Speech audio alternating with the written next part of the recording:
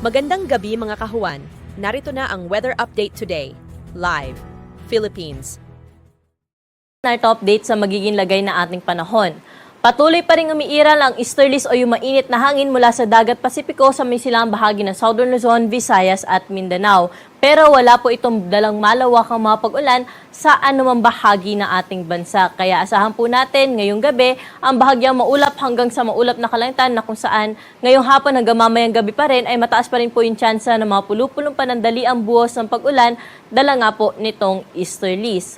Samantala, update naman po tayo sa binabantay nating tropical depression na may international name po na Maliksi, na kung saan patuloy pa rin po itong umihina at sa ngayon yung kanyang taglay na lakas ng hangin ay umaabot sa 45 km per hour malapit sa gitna at pagbugso na umaabot sa 75 km per hour. Pa-north-northeastward po ang direksyon nito sa bilis na 20 km per hour.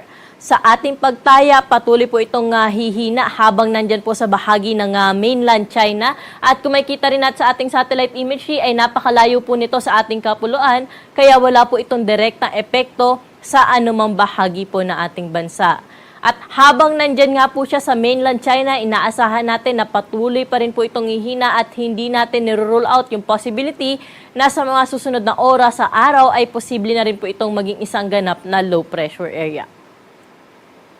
At para po sa magiging lagay na ating panahon bukas dito po sa Metro Manila, pati na rin po sa ibang bahagi pa ng Luzon, ay magiging mailiwalas pa rin yung ating panahon, lalo na sa umaga hanggang tanghali. Pero pagsapit ng hapon at gabi, mataas pa rin po tsansa na mga panandali ang buhos ng pag-ulan, dala pa rin po ito ng easterlies at ng mga localized thunderstorm. Pwede po natin i-monitor yung ating mga thunderstorm na advisory na pinalalabas po natin sa ating mga social media accounts.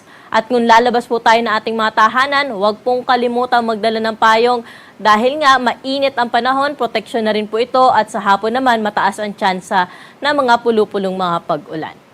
Temperatura po natin bukas dito sa Metro Manila ay mula 27 hanggang 35 degrees Celsius. Sa Baguio City, 16 hanggang 26 degrees. May kainitan naman sa Tuguegarao, aabot sa 36 degrees ang pinakamataas na temperatura bukas. Sa Luwag naman ay 34 degrees Celsius.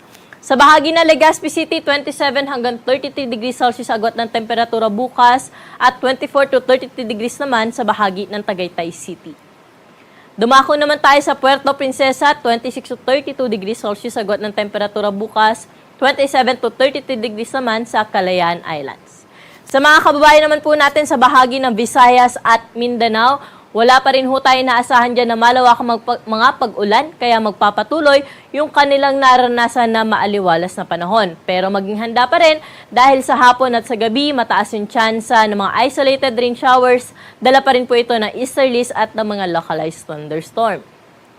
Temperatura po natin bukas sa Iloilo ay 27 to 34 degrees Celsius. Sa Metro Cebu at sa Tacloban naman, 32 degrees Celsius yung pinakamataas na temperatura. Mainit naman sa bahagi ng Zamboanga City, 26 to 34 degrees agwat ng temperatura bukas. Sa Metro Davao, aabot din sa 33 degrees Celsius at 25 to 32 degrees naman sa bahagi ng Cagayan de Oro City.